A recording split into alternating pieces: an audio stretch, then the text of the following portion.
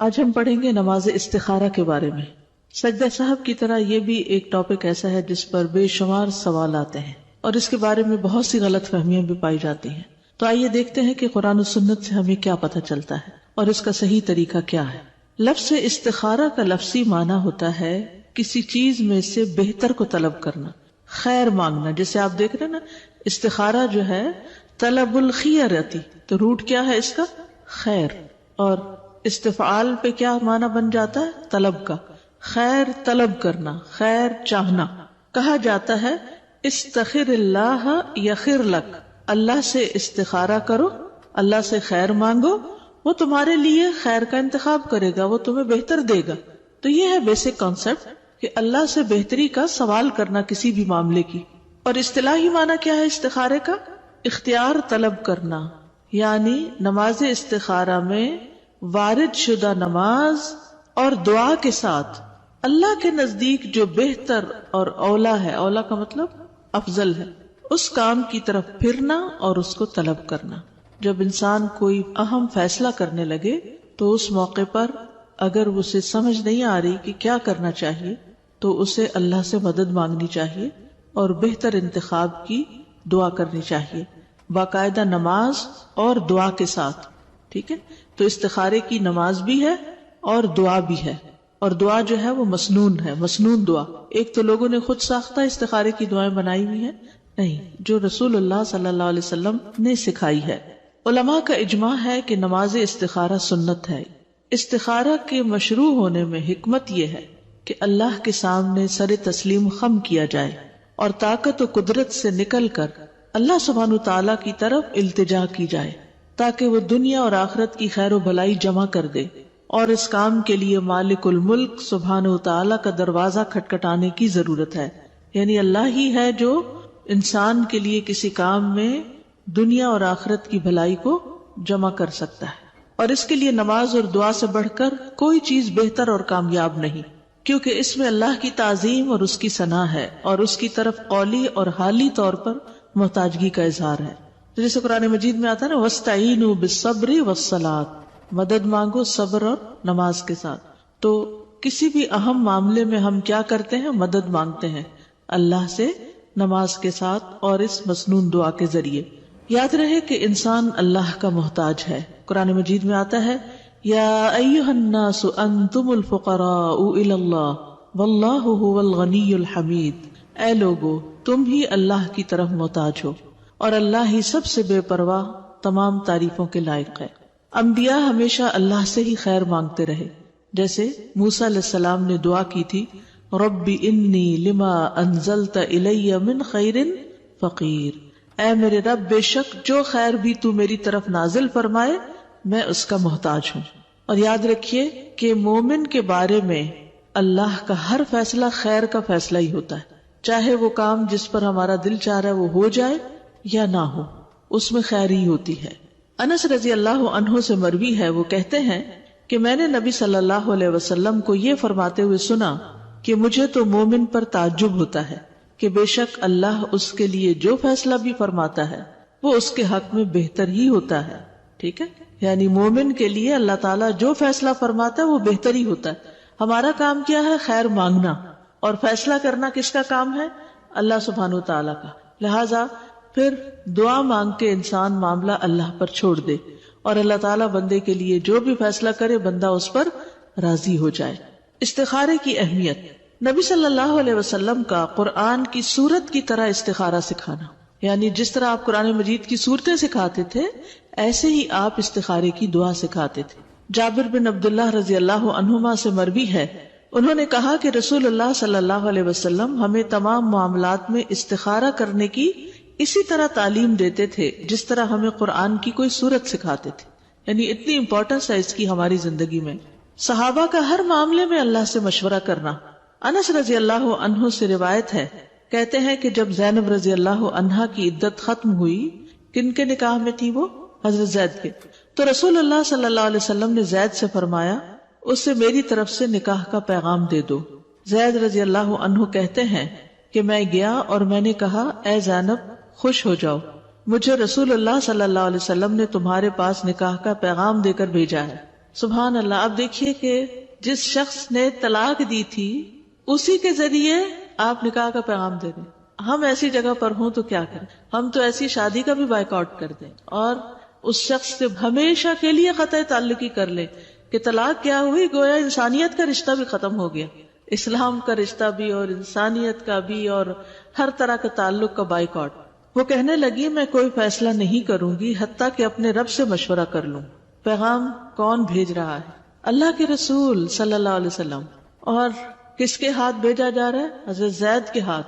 اور کتنی سمجھدار ہے وہ، کہتی ہے کہ میں فیصلہ نہیں کروں گی جب تک اپنے رب سے مشورہ نہ کر لوں، یعنی استخارہ نہ کر لوں. وہ اپنی نماز گاہ کی طرف اٹھی. آپ دیکھیے عربی کے الفاظ اوپر، فقامت الی مسجدہا، گھر میں اپنے لیے ایک مسجد بنائی ہوئی تھی. یہ اکثر جو ہم لوگوں کو کہتے ہیں نا کہ گھر کا ایک کارنر مختص کر لیں، ایک جگہ اپنا وہ لباس اور وہ، تاکہ سکون سے نماز پڑھیں. تو بعض اوقات لوگ ہر بات کی دلیل مانگنا شروع کر دیتے ہیں. اس کی کیا دلیل ہے کہ گھر میں مسجد بنائی جا سکتی ہے؟ مسجد کا لفظ جو ہے وہ سجدہ گاہ کے لیے ہوتا ہے، نماز کی جگہ کے لیے ہوتا ہے. وہ صرف کوئی بہت بڑی بلڈنگ ہی نہیں ہوتی، گھر کے اندر بھی آپ کی مسجد ہو سکتی ہے. تو وہ اپنی نماز گاہ کی طرف اٹھی اور نماز استخارہ شروع کر دی. اور قرآن میں حکم اتر آیا، اللہ تعالیٰ نے خود ہی نکاح کر دیا. تو رسول اللہ صلی اللہ علیہ وسلم تشریف لائے اور اجازت کے بغیر ان کے پاس داخل ہو گئے، یعنی ان کے پاس آ گئے. بظاہر خیر کے کام میں بھی استخارہ کرنا، یعنی اس سے بڑی کسی عورت کے لیے کوئی خوش قسمتی کی بات ہی نہیں ہو سکتی تھی اس وقت کہ اس کو اللہ کے رسول پیغام بھیجیں. لیکن پھر بھی انہوں نے استخارہ کیا، اللہ سے مدد مانگی. تو بظاہر ایک کام نیکی کا بھی نظر آ رہا ہو، اچھا کام بھی آپ کرنے جا رہے ہیں، پھر بھی استخارہ کر لینا چاہیے. مثلا آپ کوئی کلاس شروع کرنے جا رہے ہیں، آپ کسی کے ساتھ کوئی کمٹمنٹ کر رہے ہیں، تو اس میں آپ پہلے استخارہ کر لیں. امام نووی رحمہ اللہ فرماتے ہیں اس حدیث سے واضح طور پر پتہ چلتا ہے کہ جو کسی کام کا ارادہ کرے اس کے لیے نماز استخارہ پڑھنا مستحب ہے، خواہ وہ کام بظاہر خیر کا ہی کیوں نہ ہو. استخارے کے بغیر دنیا کے کاموں میں پیش قدمی نہ کی جائے، یعنی استخارہ دین کے کام میں بھی ہوتا ہے اور دنیا کے کام میں بھی، سوائے فرائض کی ادائیگی کے. آپ یہ نہیں کریں گے کہ اللہ تعالیٰ میں ظہر کی نماز پڑھوں کہ نہ پڑھوں، اس کا استخارہ نہیں ہوگا. لیکن باقی اچھے کاموں کے لیے بھی استخارہ ہوتا ہے اور دنیاوی کاموں کے لیے بھی. بعض علماء نے کہا کسی بندے کو دنیا کے کاموں میں سے کسی کام کے لیے اس وقت تک پیش قدمی نہیں کرنی چاہیے جب تک کہ وہ اللہ سے اس میں خیر کا سوال نہ کر لے، یعنی اسے چاہیے کہ نماز استخارہ کی 2 رکعات ادا کر لیا کرے. استخارہ شرمندگی سے بچانے کا سبب ہے. ابن تیمیہ کہا کرتے تھے کہ جو انسان خالق سے استخارہ کرے اور مخلوق سے مشورہ کرے اور اپنے کام میں ثابت قدمی دکھائے، وہ کبھی پشیمان نہیں ہوگا، نادم نہیں ہوگا، شرمندہ نہیں ہوگا، ریگریٹس نہیں اس کو ہوگی. اور یہ بڑی اہم بات ہے کہ جب آپ کوئی کام کرنے لگتے ہیں نا اور استخارہ بھی کر لیتے ہیں، کنسرن لوگوں سے مشورہ بھی کر لیتے ہیں، اور اس کے بعد آپ اس کام کو شروع کر دیتے ہیں، پھر آپ دیکھتے ہیں کہ اس کا نتیجہ کچھ بہت اچھا نہیں نکلا، تو آپ پریشان ہونے لگتے ہیں کہ میں نے تو استخارہ کیا تھا، میں نے مشورہ بھی کیا تھا، سب کچھ تھا، پھر پتہ نہیں کیا ہوا. پھر بھی اگر ٹھیک نہیں ہوا تو اس میں بھی خیر ہے، کیونکہ اللہ تعالیٰ اس کے ذریعے آپ کو کوئی سبق سکھانا چاہتا ہے، آپ کو زندگی کا کوئی ایکسپیرینس دینا چاہتا ہے. بعض اوقات انسان کا کسی امتحان میں پڑھنا اس کے لیے آئندہ کی کامیابیوں کا راستہ کھول دیتا ہے اور آئندہ کی بڑی پریشانیوں سے بچنے کا سبب بن جاتا ہے. کیونکہ انسان بعض اوقات غلطی سے وہ سیکھتا ہے جو خالی نصیحت سے نہیں سیکھتا. اب مثلاً اگر کسی کا ہاتھ گرم پانی میں جلا تو آئندہ کبھی زندگی میں وہ گرم پانی کے قریب اس طرح نہیں جائے گا، وہ ہمیشہ بچے گا. لیکن اگر آپ بچے کو لاکھ سمجھاتے رہیں کہ یہ گرم ہے، یہ گرم ہے، اس کی گردان کریں، تب بھی وہ نہیں سمجھتا. ایک دفعہ ٹچ کر لے تو پھر ہوش آ جاتی ہے. تو ہم بڑے ہو کر بھی بچے ہی رہتے ہیں. اللہ کے سامنے کیا حیثیت ہے ہماری عقل کی یا میچیورٹی کی یا کسی بھی چیز کی؟ تو اس میں انسان کو پھر اگر بعد میں یہ احساس ہو کہ میری مرضی کے مطابق چیزیں نہیں بھی ہوئی تو بھی اللہ سے ناراض نہیں ہونا، اس وقت بھی راضی رہنا ہے کہ اس میں بھی خیر ہے. ہو سکتا ہے کہ آپ یہ کام نہ کرتے، مثلا کہیں شادی کی نہیں بنی، تو ہو سکتا ہے آپ یہ نہ کرتے، کسی اور سے کرتے، وہ اس سے بڑی مصیبت ثابت ہوتی، تو اللہ نے اس بڑی بلا سے بچا لیا، چھوٹے مسئلے میں ڈالا. بعض حکماء نے کہا جسے 4 چیزیں عطا کر دی گئیں وہ 4 چیزوں سے محروم نہیں کیا جاتا. نمبر 1، جسے شکر گزاری کی توفیق دے دی گئی اسے مزید ملنے سے محروم نہیں کیا جاتا. اس کو تو اور ملنا ہی ملنا ہے کیونکہ وہ شکر گزار ہے. اور یہ شکر گزاری ہماری زندگی سے نکلتی چلی جا رہی ہے. ہم کسی کے احسان، کسی کی خیر، کسی کی طرف سے ملنے والے کوئی خوشی، ہم کسی بھی چیز پر اس کو اکنالج نہیں کرنا چاہتے، اس کی تعریف نہیں کرتے، اس کے لیے اچھے جذبات نہیں رکھتے، جس کے نتیجے میں ہم غم زدہ ہی پھر رہتے ہیں اور نعمتوں کی آمد بھی ختم ہو جاتی ہے۔ تو کسی نے اگر ہمارے ساتھ چھوٹی سی بھی بھلائی کی ہو نا، تو اس کو بھی اکنالج کر لینا، چاہے ایک اسمائل کے ساتھ ہی کیوں نہ ہو، یہ بہت بڑے اخلاق کی بات ہے۔ تو جو شکر گزار ہوتا ہے اسے کسی مزید نعمت کے ملنے سے محروم نہیں کیا جا سکتا۔ نمبر 2، جسے توبہ کی توفیق دے دی گئی اسے اس کی قبولیت سے محروم نہیں کیا جاتا، اس کی توبہ پھر قبول ہو ہی جاتی، جیسے کس کی ہوئی تھی سب سے پہلے؟ آدم علیہ السلام کی۔ نمبر 3، جسے استخارہ کرنے کی توفیق دے دی گئی اسے بہتری سے محروم نہیں کیا جاتا۔ اور نمبر 4، جسے مشورہ کرنے کی توفیق دے دی گئی وہ درست بات سے محروم نہیں کیا جاتا، کیونکہ انسان خود ہی عقل کل نہیں ہوتا، جب دوسروں کے ساتھ شیئر کرتا ہے، مشورہ کرتا ہے تو بہتر رائے سامنے آ جاتی۔ آپ دیکھیں کہ کامیاب لوگوں کے کچھ ٹریٹس ہوتے ہیں اور وہ 4 یہاں بیان کر دیے گئے۔ یعنی اگر آپ چاہتے ہیں نا کہ کسی بھی کام میں یا کسی بھی چیز میں، کسی بھی مقصد میں کامیاب ہو، اصل میں کامیابی کیا ہوتی؟ اپنے کسی مقصد کو پا لینا، یہ کامیابی ہوتی ہے۔ مثلاً آپ نے سوچا تھا کہ ہم حی علی الصلاح کورس کریں گے، یہ آپ کا مقصد تھا۔ اگر آپ نے اس کو پورا اٹینڈ کر لیا، اس کو سمجھ لیا، اپنا امتحان دے دیا، پاس ہو گئے، تو آپ کیا ہوئے؟ کامیاب ہو گئے۔ یعنی کامیابی یہ نہیں ہوتی کہ انسان کو بہت سا مال مل جائے یا بہت سارے اس کے دوست ہوں یا بہت ساری اس کے پاس چیزیں ہوں، نہیں، کامیابی یہ ہے کہ آپ نے زندگی میں جو حاصل کرنے کا گول سیٹ کیا، چاہے زیادہ علم حاصل کرنے کا، چاہے خدمت خلق کا، چاہے کوئی ڈگری کرنے کا، چاہے کوئی جاب کرنے کا، تو جب آپ اس کو پا لیتے ہیں تو یہ آپ کی کامیابی۔ لیکن گول سیٹنگ سے لے کر اس گول کی اچیومنٹ جو ہے، یعنی اس مقصد کو پا لینے تک کے بیچ میں کچھ منزلیں ہوتی ہیں، کچھ ٹریٹس، اخلاقیات ہوتی ہیں، کچھ کرنے کے کام ہوتے ہیں جو آپ کو لازماً کرنے پڑتے، تب آپ وہ پا لیتے۔ پھر یہ بھی یاد رکھیے کہ کامیابی کے لیے ہر انسان کو ایک مددگار چاہیے ہوتا ہے، کوئی انسان بھی عقل کل نہیں ہوتا، پھر اس کی پلاننگ کرنی ہوتی ہے، پھر آپ اس کے لیے مشورہ کرتے ہیں، اور سب سے بڑھ کر یہ کہ اللہ سے دعا کرتے ہیں، اور یہاں یہ دعا استخارے کی شکل میں ہوتی ہے۔ یہ کامیاب لوگوں کی عادتوں میں سے ایک عادت ہے کہ جب وہ کوئی اہم کام کرنے لگتے ہیں تو استخارہ بھی کرتے ہیں اور مشورہ بھی کرتے ہیں۔ اب سوال ہی پیدا ہوتا ہے کہ استخارہ کن امور میں کیا جاتا ہے؟ جائز اور مستحب کاموں میں۔ کس میں؟ جائز اور مستحب کاموں میں۔ استخارہ جائز کاموں میں کیا جاتا ہے، جیسا کہ شادی، جائز کاروبار وغیرہ۔ اسی طرح جب آدمی کو مستحب چیزوں میں، مستحب کو مطلب ہوتا ہے پسندیدہ، مستحب چیزوں میں تعارض پیش آئے، کنٹراڈکٹ کر رہی ہو ایک دوسرے سے، یہ کروں کہ یہ کروں، تو استخارہ کیا جاتا ہے۔ کنٹراڈکشن نہ ہو تب بھی کیا جاتا ہے، کنٹراڈکشن ہو تب بھی کیا جاتا ہے۔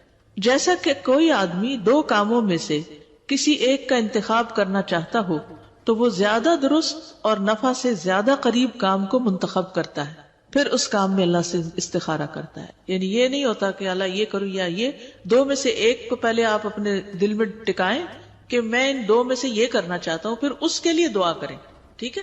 یعنی استخارہ یہ نہیں ہوتا یا اللہ یہ 2 رشتے آئے کون سا لوں، نہیں، پہلے اپنی عقل استعمال کریں اور دونوں کے پلس اینڈ مائنس لکھ لیں اور ایک پر دل ٹکا لیں کہ ہاں یہ بہتر لگتا ہے، پھر اس پر استخارہ کریں کہ یا اللہ یہ کیا میرے حق میں بہتر ہے، مجھے یہ بہتر لگتا ہے، یعنی آپ مجھے بتائیں کہ میرے لیے کیا بہتر ہے، اگر بہتر ہے تو آپ اس کو کر دیں، اور پھر اس میں آپ بندوں سے بھی مشورہ کرتے ہیں۔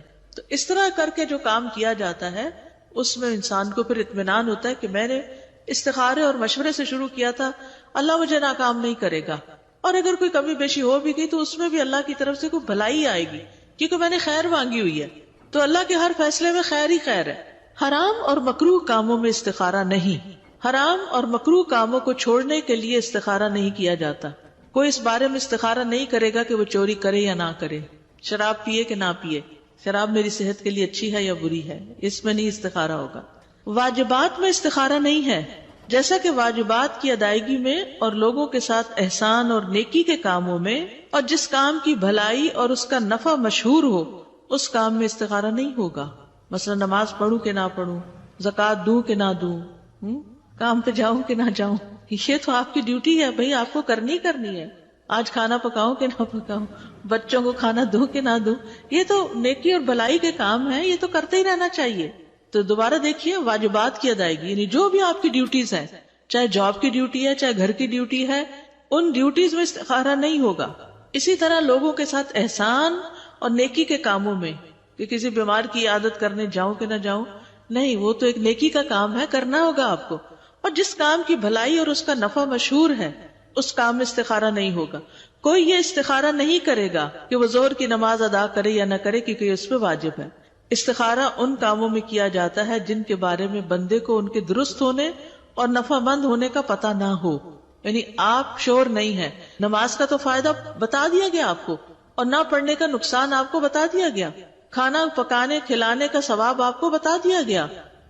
اور اگر آپ مسکین کو کھانا نہیں کھلاتے تو اس کا نقصان قرآن میں بتا دیا گیا، ٹھیک ہے نا.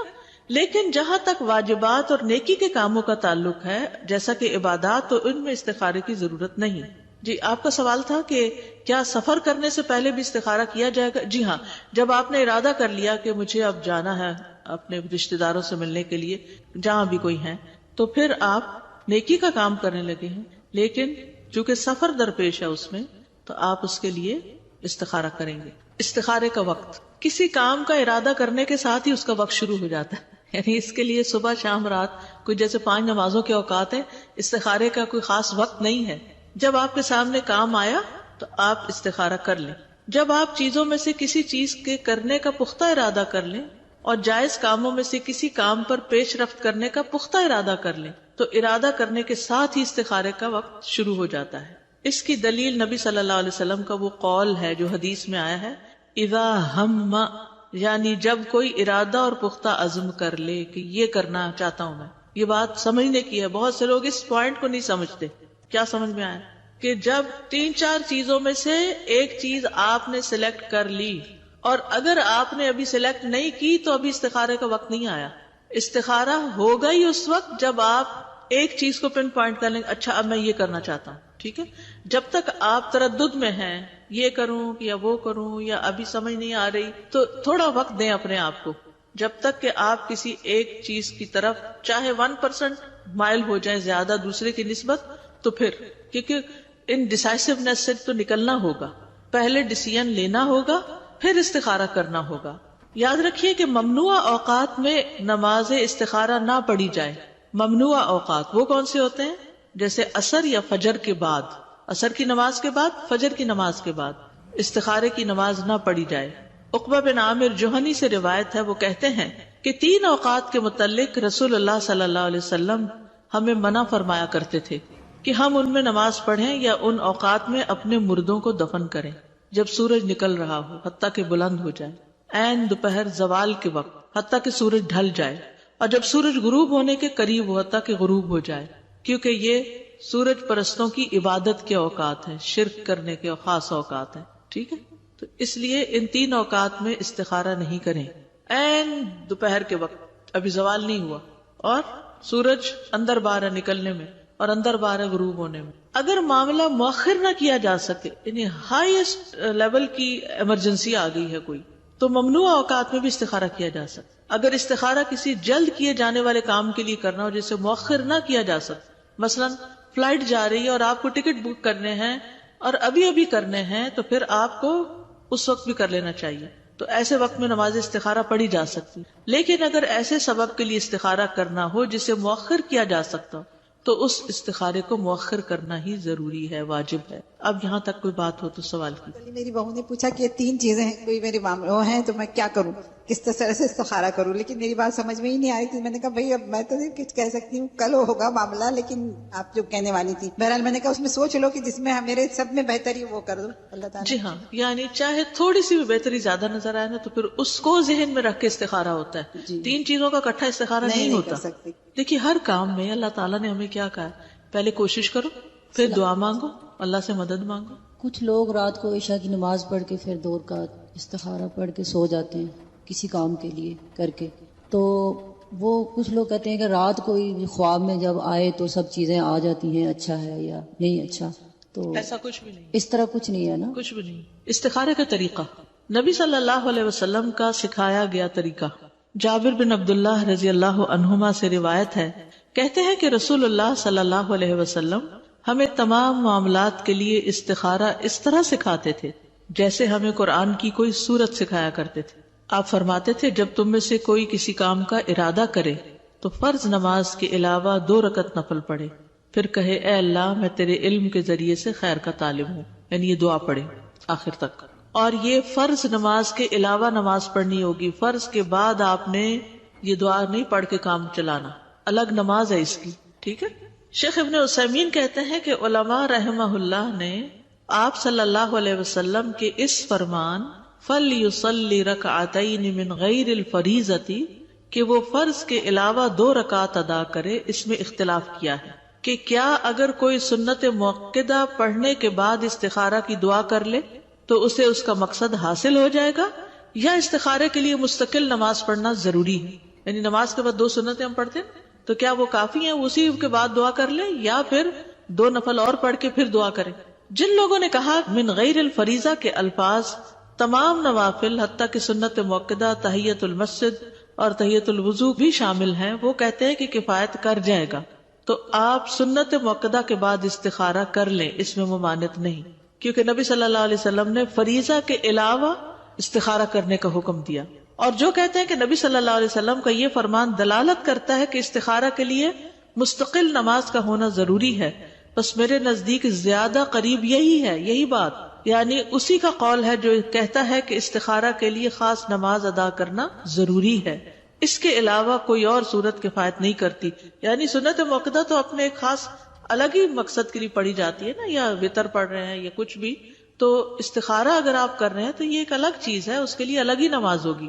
دائمی کمیٹی کے فتاوی میں آیا ہے کہ استخارہ کے لیے مستقل نماز مشروع کی جاتی ہے، کیونکہ آپ کا فرمان ہے کہ جب تم میں سے کوئی کسی کام کا ارادہ کرے تو اسے چاہیے کہ فرض کے علاوہ 2 رکعتیں ادا کرے.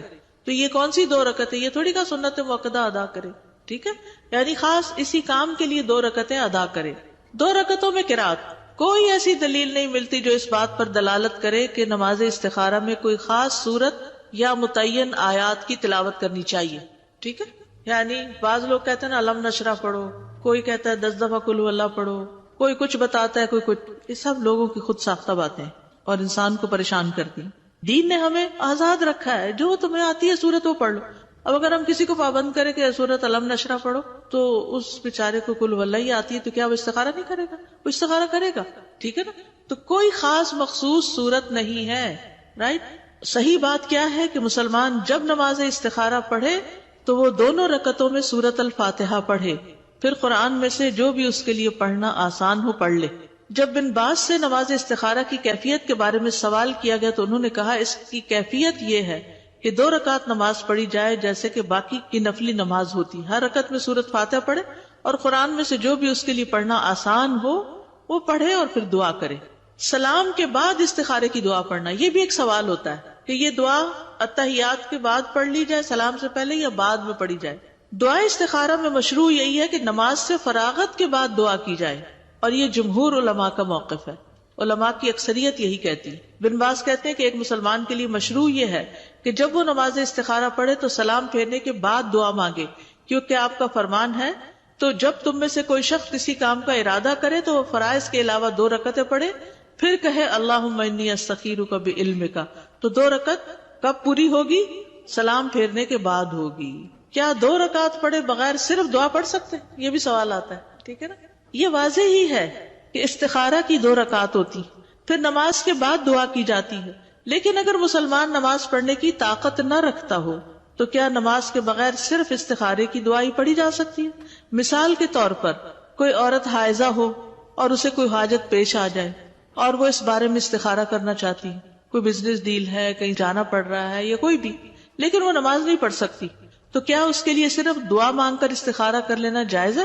جی ہاں. اس کا جواب کیا ہے؟ جی ہاں. جس کے لیے نماز ادا کرنا ممکن نہ ہو، نفاس کی حالت میں عورت 40 دن کے لیے، حیض کی حالت میں 10 دن کے لیے، اور وہ کام جس کے لیے استخارہ کرنا 10 دن نہیں لٹکا سکتے، تو اب کیا کرے؟